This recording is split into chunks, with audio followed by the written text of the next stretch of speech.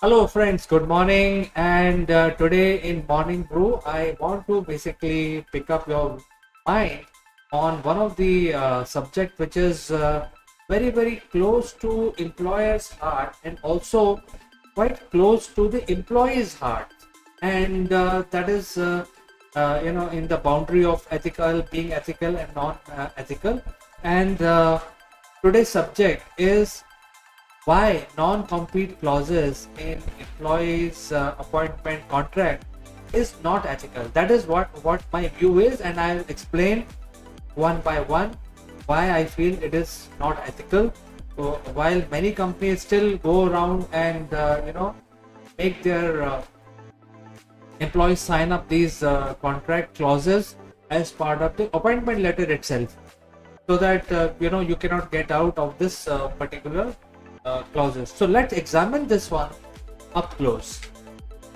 I think the whole history of including these kind of clauses, very harsh condition in the employee's appointment letter, is directly related to the retention policies. You see, when I started my career, we had the true human resources being governed in the employee hiring and retention policies. So the HR policies were more focused on providing better facilities for employees, better working conditions, flexi timings, better stock options, and so on and so forth. I think a lot of these companies had the very good HR policies to attract the best talent and also retain them for longer time. Because for an organization, retention is very important. They can extend by the offer letter by throwing extra money for the employees, but at the same time, if they are not able to retain and the churn is very high, every 6 months people are leaving. So I think if the employee retention is for 5 to 6 years, it is a very good ratio for any organization. And gradually, when the competition grew, the companies found very difficult for retaining their employees. I think they faced a lot of issues in terms of how do you come out with new innovative HR policy so that the employees are retained in their organization. So gradually, this whole area of HR got spoiled, and the first thing that came was the bond. And why this bond, especially if you're starting your career and you're picked up by a campus interview, you would know all when I talk about bonds. It's a 2-year bond, and for 2 years you will be given a very low salary and like a stipend or something like that. And then after 2 years, when you are utilized and once you are productive after 2 years, then the bond is removed. Now, the reasoning for this from the company's standpoint is that since we are taking freshers, we are going to invest in training them. Therefore, we don't want these freshers to get trained and go away. So there is a cash bond for a period of 1 year or for a period of 2 years. So again, this is the starting point of the bond system, and it is very prevalent. Most of the colleges promote it. Most of the companies want it in their appointment letters. Well, as far as I am concerned, I never worked as under any sort of bond. When I started career, this was not there, and this came up later, and it is now rampant. It is everywhere. Whenever there are freshers hired, the bond is part of the offer letter and also part of the appointment letter, and there is a cash penalty associated with the bond in case there is a violation. Sometimes this bond can be for 1 year, sometimes it could be for 2 years. I've never seen anything which is beyond 2 years.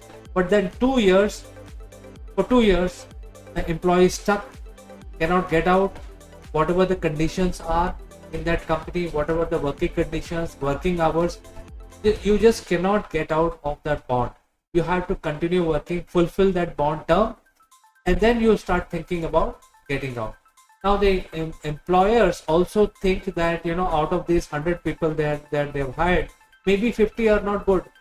So after 2 years, I will not like to extend the employment to these 50% who are no good. And then the regularization and removing of the bond happens at that time when they select the right candidate who can actually continue their journey, corporate journey, with them for next 1 or 2 years. Now, once the bond gets over, comes in a non-compete clause. And non-compete clause is something very, very draconian, and it is not related to only freshers. It is also related to anybody who joins the company. Now, what is this non-compete? I think most of us knows about it, and without reading too much, when we are eager to join a company, we overlook these kind of clauses. But when we want to come out of that company, then we suffer because of signing these non-compete clauses. What is non-compete clause? It says that you cannot join a competitor for a period of 1 year or for a period of 2 years.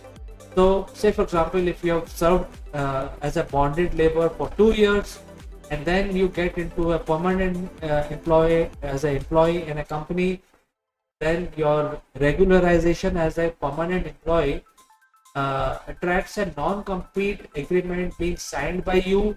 And after 1 year, if you want to leave and join another company at a higher salary, the chances are you have actually grown in that particular field, and the jobs that you will find in the market are related to that particular field only. So the existing employer will basically enforce that you are under a non-compete agreement, and it will prevent you from leaving the job and joining a competitor. And this is where the problem is, because in today's environment, employers are asking you to have experience, and based on your experience, you will be given raises, or basically your demand increase in the market. And if you have signed a non-compete, then suppose you are selling milk, obviously that is your expertise, and suddenly you can't join a ERP company, because that is not your expertise. So this is what it is. So if you're doing some activity like finance, then you cannot switch gear and join something else, because the next company will value your experience for past 3 years of managing books and managing finance, and hence give you a raise and put you in their finance department. You cannot join the next company in sales, because that is not your expertise. And if you want to do that, your cycle resets. Since you don't have experience in sales, you will be considered fresher. So there are no jobs for you in other streams if you have done experience in one particular stream. But now you have signed a non-compete agreement, and you cannot jump for a period of 1 year. So this kind of non-compete agreement prevents you from finding new pastures, better job opportunities. This happens with everybody. I mean, this is a norm in the industry. You go to any job, everywhere there is a non-compete agreement. Well, I think non-compete makes sense for a CEO kind of a person. If you are a CEO and you are taken on a 4-year contract to run a company, to steer the company in the right direction, I think non-compete is more relevant for that job, because you are also a shareholder, you are also part of the board. So non-compete is more relevant for board members, for shareholders, etc. But for normal employees, non-compete doesn't make any sense from my point of view, because you are stopping the progress of the employee, and you are also removing freedom. So here I want to tell the viewers that both the bond and non-compete clauses which are inserted in the employment offer by the employers today are not permissible as per the law of the land. Why? Because the law says that there cannot be any bonded labor. So any sort of bond is illegal actually. So Well, the prospective employees are very, very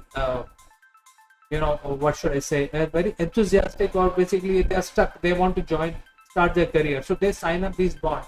But these bonds are not permissible in the court of law, and if you approach the court, then these bonds will be struck down. So that is something the fresher must know. And first of all, they should not sign any bond stuff, because that is not allowed by the Indian legal system. And second is freedom to work, freedom to earn, and there is a freedom to whatever kind of work you want to do in order to earn your livelihood is a fundamental right given by the Constitution. So therefore, any non-compete for an employee, if you're an employee of the company, non-compete is also not permissible by the law, because that is against your free will of earning your livelihood, and for which you are responsible. And it's a fundamental right. It is a fundamental right given by the Constitution of India to all citizens of India. Now, what are fundamental rights? Fundamental rights are like right of speech, right to education, right to food, right to live.